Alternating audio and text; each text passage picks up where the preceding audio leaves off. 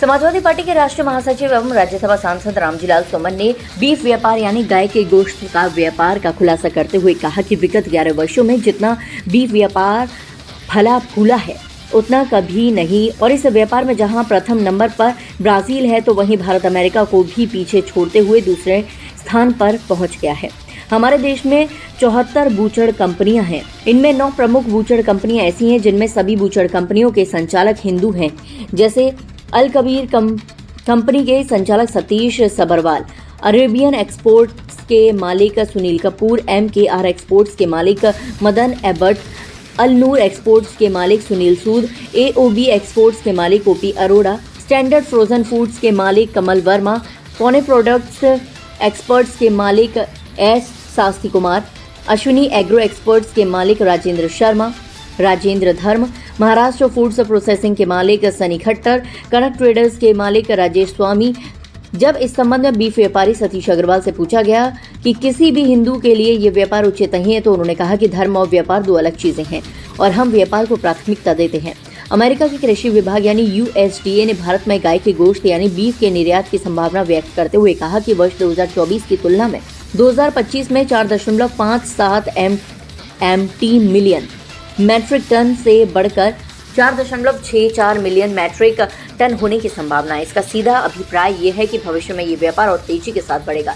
इस व्यापार से जुड़े व्यापारियों का कहना है कि वर्तमान सरकार की नीतियों के कारण ही बीफ के व्यापार को प्रोत्साहन मिल रहा है और भारत सरकार के खाद्य प्रसंस्करण मंत्रालय द्वारा इस व्यवसाय को सुदृढ़ बनाने के लिए उदार भाव से विशेष अनुदान दिया जा रहा है। सुमन ने कहा कि गाय के गोश्त के इस व्यापार में अच्छी खासी भागीदारी उत्तर प्रदेश की है, जहां तथाकथित यशस्वी मुख्यमंत्री नित्य प्रति गौपालन और गौमाता का राग अलापते रहते हैं। उत्तर प्रदेश में आवारा पशुओं के नाम पर उन्हें रखने के लिए गौशाला केंद्र बनाए गए हैं। उनमें पशु चारे के नाम पर पहले ₹30 और अब ₹50 प्रति पशु प्रतिदिन मिलते हैं। भला ₹50 में किस गाय या सांड का पेट भरा जा सकता है। परिणामस्वरूप भूख से हजारों गायें दम तोड़ती हैं और उन्हें वहीं JCB से गड्ढा खोद कर दफन कर दिया जाता है। योगी और मोदी का गौ प्रेम मात्र दिखावा है। इनके लिए धंधा प्रथम है और धर्म बाद में है। देश की जनता को ये जानना बहुत जरूरी है कि 2014 के निर्वाचन आयोग की वित्तीय रिपोर्ट के अनुसार भाजपा ने बीफ कंपनियों यानी गाय के गोश्त का व्यापार करने वाली कंपनियों से 250 करोड़ का चंदा लिया था। इन कंपनियों के नाम है फिगो, रिफिको, एलाना, फिक्रियो, कस्बा एवं इंडार्क फूड्स लिमिटेड आदि। एक आधारिक रिपोर्ट के मुताबिक 2024 में बीफ कंपनियों से भारतीय जनता पार्टी ने 550 करोड़ का चंदा लिया। गौक्षी के नाम पर सरकार ने चौथ वसूली होती है। जगह जगह लोगों के पास लाइसेंस होने के बावजूद इनसे चौथ मांगी जाती है और ना देने पर उनकी पिटाई की जाती है। अलीगढ़ में 4 युवकों की पिटाई इसका जीता जागता उदाहरण है। गाय के नाम पर अवैध धंधों पर सरकारें न सिर्फ मूकदर्शी बनी हुई है बल्कि ऐसे तत्वों को आश्रय प्रदान कर रही हैं। भाजपा से जुड़े सहमना संगठन इस गोरखधंधे में लगे हैं। देश की जनता इन पाखंडियों के आचरण को समझे जो गाय के नाम पर वास्तविकता से दूर देश की जनता को भ्रमित करने का घिनौना काम कर रहे हैं। पिछले 11 वर्षों में बीफ निर्यात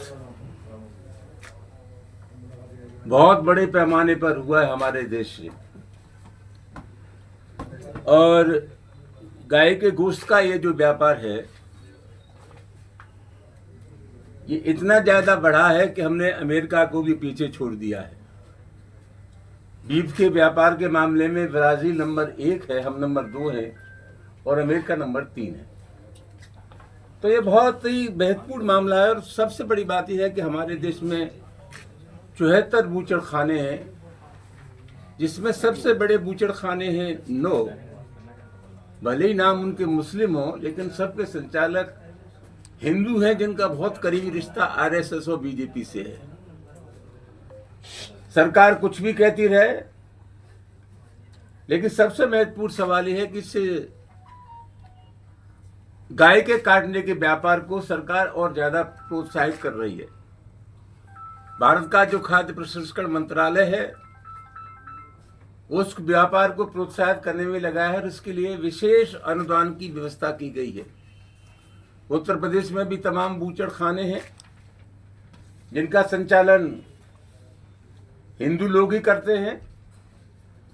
सबसे महत्वपूर्ण बात यह है कि 2014 के चुनाव के बाद इलेक्शन कमीशन ने जो रिपोर्ट जारी की उसमें कहा कि 250 करोड़ रुपया भारतीय जनता पार्टी ने जो गाय के मांस का निर्यात करने वाली कंपनियां हैं उनसे 250 करोड़ रुपया चंदा लिया है और 2024 के चुनाव के लिए आंकड़ा 550 करोड़ रुपए है। तो सरकार के संरक्षण में ये धंधा भली भांति फल फूल रहा है और ये अमेरिका का जो कृषि मंत्रालय है उसने ये संभावना व्यक्त की है कि 2024 में भारत से जो गौ मांस का निर्यात हुआ है 2025 में संभावना और ज्यादा है गौ मांस के निर्यात की। तो गाय के नाम पर ये लोग पाखंड कर रहे हैं। ये मोदी की सरकार, ये योगी की सरकार दोनों गाय के गोश्त का व्यापार बड़े पैमाने पर कर रही है। जज्बात का धार्मिक जो जज्बात का सवाल उन्होंने जोड़ दिया है वो निश्चित रूप से एक पाखंड है। एक सबरवाल है जो एक कंपनी के संचालक हैं। सबरवाल से जब पूछा गया कि भाई आपके गाय के गोश्त का जो निर्यात कर रहे हैं ये धार्मिक दृष्टि से तो ठीक नहीं, आप हिंदू हो। का हिंदू क्या होता है? व्यापार पहले और धर्म बाद में है। तो कुल मिलाकर ये बहुत महत्वपूर्ण मामला है। पूरे समाज में एक मनोवैज्ञानिक असर जो डाल रखा है बीजेपी के लोगों ने, आरएसएस के लोगों ने, योगी और मोदी की सरकार ने कि हम तो बहुत गाय प्रिय हैं, ये भ्रम जनता से दूर हो जाना चाहिए। और सबसे बड़ी बात तो मैं कह रहा हूँ, गाय के सबसे बड़े कातिल ये है। अब तक क्या होता था कि जितने आवारा पशु सांड और गाय घूमते थे गांव में, उनके लिए उन्होंने गौशाला बना दी। पहले एक पशु के लिए 30 रुपए का चारा आता था। 30 रुपए आते थे चारे के लिए, एक पशु का पेट भरने के लिए। अब वो राशि 50 रुपए हो गई है। 50 रुपए में किस पशु का पेट भरा जाएगा, ये एक विचारणीय सवाल है। और हालत क्या है, ये कहे कुछ भी, जितनी गौशाला बनी हमारे प्रदेश में, रोज गाय मां मरती है और मरने के बाद जेसीबी से गड्ढा खोद के उनको दफन कर दिया जाता है। ये गायों को बचा नहीं रहे। गायों के सबसे बड़े कातिल अगर कोई है तो योगी मोदी है, बीजेपी और आरएसएस है। ये जो भ्रम बना हुआ है इनके बारे में कि गाय के बड़े रक्षक है, ये भ्रम टूटना चाहिए। हकीकत क्या है, उसी की वजह से हमने आपको कष्ट दिया था कि इस देश की जनता वास्तविक तथ्यों से परिचित